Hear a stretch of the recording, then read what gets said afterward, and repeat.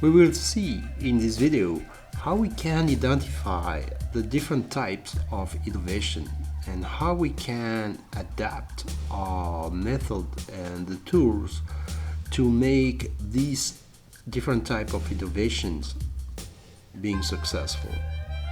So, can we sort between the different type of innovation? Of course, it's a difficult game because there are so many variations that it's always difficult to set a limit between these innovation and that innovation and to define that they are different.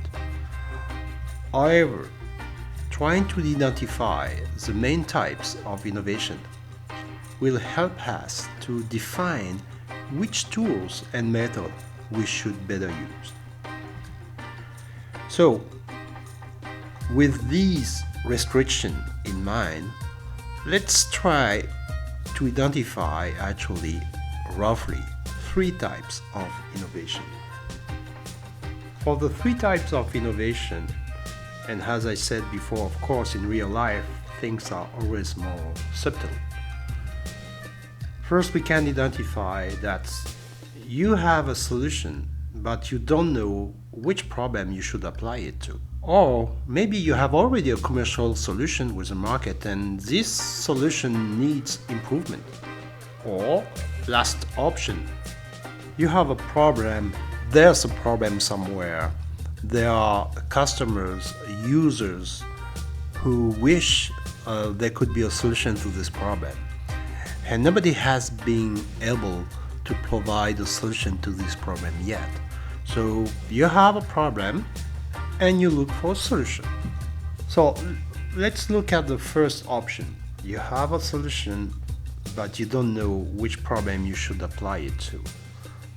This happens when you've developed a new system, you have found a new concept, you have discovered something. In this first example, you have a solution, but you don't know which problem you should apply it to. So this is the method you could or you should follow. First, you must identify who could need your solution.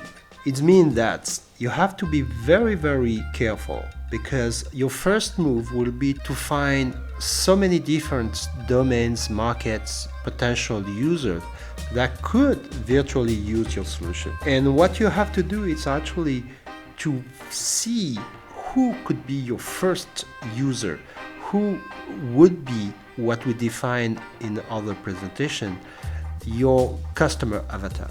Then you must find if or how you can develop or adapt your current system, your current solution to these customer actual needs.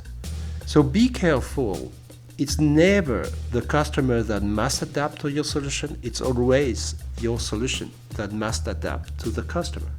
Then you must be sure that what you've done is actually the correct solution that the users, the customers are looking for. And the best way to know that is to ask potential users how they feel about your system, how you could improve your system, what would make them buying your system if you were able to bring more options, change the size, change the price, deliver different functions, and find another way to deliver it.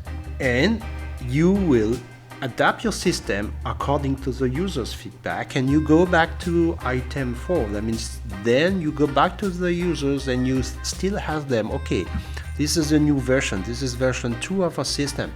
What you feel about it? Is it better? Is it closer to what you expect? Are you ready to buy it, or do you think it's still not adapted to your need, or it's still too expensive, or it's not the right color, whatever? So this is how you can really, when you have a solution, try to bring this solution to meet the user's expectation. So now we have a commercial solution, and this commercial solution needs improvement. So you need to improve a current system in order to make it better. The reason is because it doesn't solve certain problems, it has to adapt to other markets, or more generally, must compete against other solutions. The first option is you improve it because you want to keep the leadership in this market. So in that case, you must run what I call the functional analysis of your system. And this functional analysis is described in another presentation. Then you identify which functions, that means efficiency, cost, portability, the current or future users would like to see added or improved. Remember, it's always about the customers, it's always about the users. You don't try to improve a function in your system if people are not looking for it. Then you search how you can modify this function. This is where you do R&D, this is where you go back to the lab and you try to find the best way to actually provide or improve the function. The second option is when you develop a new solution and you need improvements in order to beat competition. It means you are not the first player in a game. You want to come with something that will create some difference with the current competition. We can take as an example Apple when they developed for the first time the iPhone. They were not the first manufacturer of cell phones. Facebook was not the first social media. The iPod was not the first music player. So what will be important here will be that you must first analyze what the other competitors are providing, and you will compare your system, your project, with competition. Then you will identify which functions are better achieved by whom, or if there's no major difference. If there's no major difference, the only way you can compete with other will be probably the price. But if they are better with some functions, or you are better with some function, or you bring new function, this is where you must push for. This is where you must display yourself as someone who is different. And if you see that you're not different enough, that the functions or the level of functions are quite similar, this is where you will decide that you need to create and develop new innovation in order to be able to add this new differentiating function. Or you have to move to the next brand new innovation, come with a new system that will deliver the same function but with a totally different approach. For instance, when you compare Facebook with Snapchat is also a social media, but Snapchat is delivering some function that Facebook initially was not. The last option is the worst option. You have a commercial solution, but your innovation is now obsolete. So in order to create a new leverage for your product, you have first to go back to what users are expecting from your solution and why they are not taking your current products and are buying from others or are looking for something new. So you identify what the current users are expecting, and also you ask them what they think about your system, which probably will not be good news. And you explore which problem your users wish you could solve. What is a problem that they expect to be solved in your solution? And finally, you don't focus on your product, but on the concept. What would be the system, what would be the ideal solution that would please your users? There's a saying that says that you don't discover the electrical bulb by improving the candle. You have to apply this saying when your product is totally has been and you really want to come with something new. And it means that you have really to redesign in your mind, in your conception, what would be a brand new innovation in this given market. So when you focus on the concept and you come with a new system, you'll see how a different system will be able to solve the user's problem. Last option You have a problem, you have identified a problem, and you look for a solution. This means that you have identified the problem worth being solved because you believe that there will be users eager to use a solution if this solution exists. When you have a problem and you are looking for a solution, the first step is to identify which functions your system, your innovation, should deliver to solve the problem. In any innovation, the starting point is always a problem that must be solved. What in marketing it's called the fixing the customer pain. In that case, it's very important because you have no idea initially what could be the solution to this problem. So you identify what your solution should deliver, then you run what we can call a reverse functional analysis.